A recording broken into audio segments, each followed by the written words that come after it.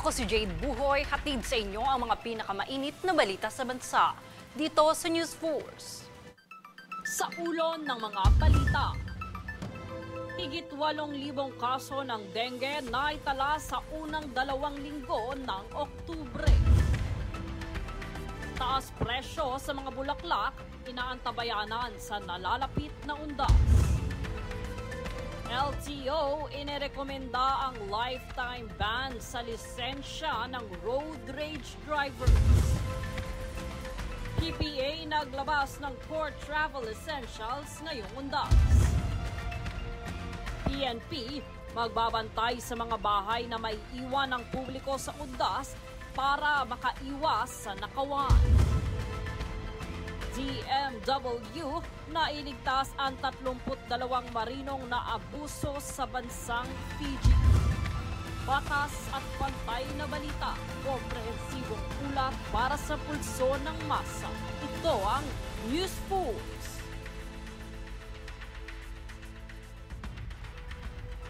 Para sa unang balita, naitala ng Department of Health o DOH ang higit 8,400 kaso ng dengue sa bansa mula October 5 hanggang 18. Bagaman mababa ito kung ikukumpara sa naitalang kaso noong mga nagdaang linggo, inisyal o paunang bilang lamang ito ng DOH habang nagpapatuloy ang kanilang surveillance at pagbuo ng datos. Muling paalala ng kagawaran sa publiko gawin ang taob, taktak, tuyo at takip sa mga naiimbak na tubig kapag umuulan. At sakali namang makaranas ng sintomas ng dengue, agad na magpakonsulta.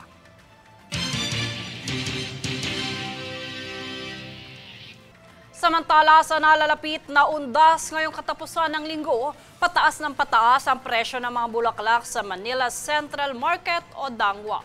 Tungayan ang ulat mula kay Jovi Rodriguez. Sa paparating na undas, samot-sari ang mga nagbebenta ng bulaklak at kandila.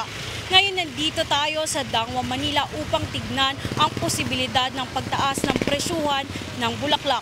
Dito sa Dangwa kung saan bagsakan ng mga bulaklak, madalas pumunta ang mga gustong bumili nito, 12 naman o bultuhan. At bunsod ng papalapit na undas, halos lahat ng mga nagbebenta rito ay nagtataasan na ng presyo. Ayon naman sa isang nagbebenta ng bulaklak na si Marites Donato, ang ibang bundle ng mga bulaklak ay dodoble ang presyo sa mismong araw bago ang undas. Sa ngayon ma'am, 300 pa yan, pero magiging 700 bago undas. Kumbaga galing pa po sa iba-ibang bansa po ma'am. Parang sa amin ma'am, imported China pa po. Parang ito ma'am, sa amin po dati 350. Magiging 500 yan ma'am o 450, ganun. Samantala, ayon sa pahayag ng karamihan sa mga nagbebenta, hindi nila kontrolado ang pagtaas ng presyo dahil nagtataasan din umano ang bigayan sa kanila ng kanilang mga supplier, hindi lamang lokal, maging international. Sa ngayon, ang bentahan namin is 28-29, so level namin is 700-800. By 30-31 a uno, medyo mataas na yun. Pag sinabi namin na ganung presyo, kami rin ang mahihirapan. Kahit konting tubo lang, mapagbigyan natin yung gusto magbigay doon sa minamahal nila na nag-pass away na. Ayon naman sa isang consumer ng bulaklak, mas pinili nilang bumili agad at hindi na makisabay pa sa mismong araw ng undas dahil iniiwasan anya ang siksikan sa mga naturang araw.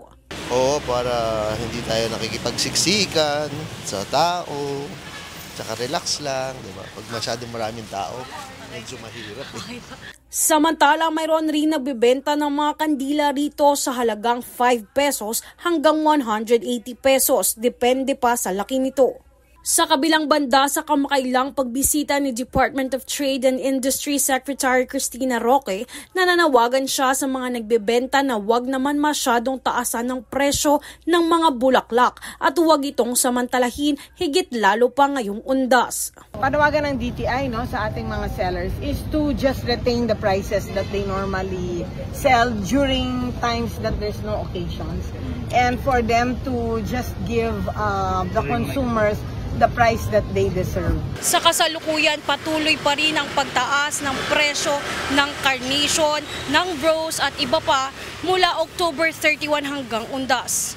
Ako si Jovi Rodriguez, nag-uulat para sa Golden Nation Network.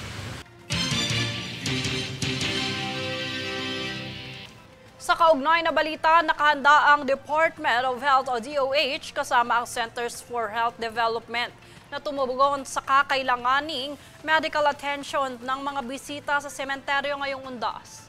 Ilan sa kanilang mga babantayan na karaniwang dinadaing sa pagdagsa ng publiko ay ang pangihina, alta presyon at pagkakaroon ng sugat o injury. Mahigit 20 health emergency response teams naman ang inaasahang aantabay sa malalaking sementeryo sa Metro Manila.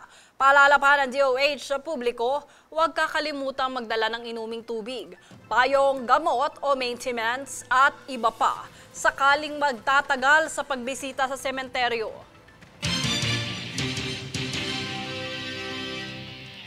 Nakiisa naman ang Department of Labor and Employment o DOLE sa ginanap na ASEAN Labor Talks para sa kapakanan ng mga manggagawa sa bansa.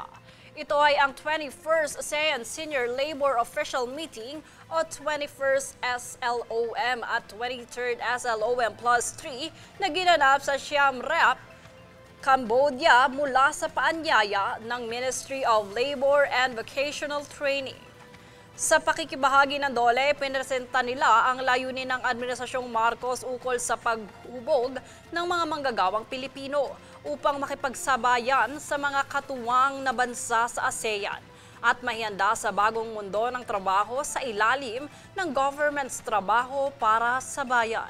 Samantala, upang ipagpatuloy ang talakayan ukol sa mga prioridad sa paggawa, gaganapin ang ASEAN Chairmanship sa December 2026 sa Cebu na dadaluhan ng mga kasaping estado.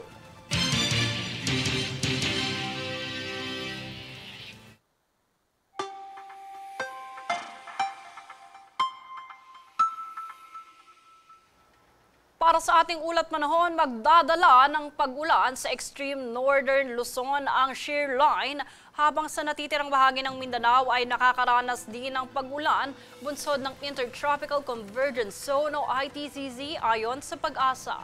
Samantala, makakaranas ng maulap na panahon na may kasamang kalat-kalat na pag-ulan at pagkidlat sa Metro Manila, Bicol Region, Aurora at Quezon bunsod ng easterlies. Makakaranas naman ng maulap na panahon, kalat-kalat na pag-ulan at pagkidlat sa Mimaropa, Central Visayas, Zamboanga Peninsula at Barm bunsod ng low pressure area.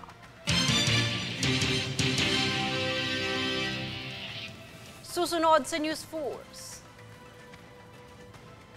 PBBM nakipagpulong kay Thai Prime Minister Charney Virakul para sa pagpapaigting ng ekonomiya, agrikultura at edukasyon sa ASEAN.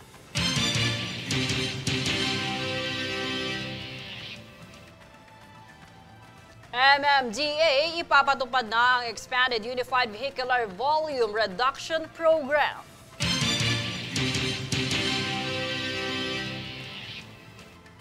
LTO irerekomenda ang lifetime ban sa lisensya ng road rage drivers. Manatiling nakatutok para sa higit pang mga balita sa pagbabalik ng News Force.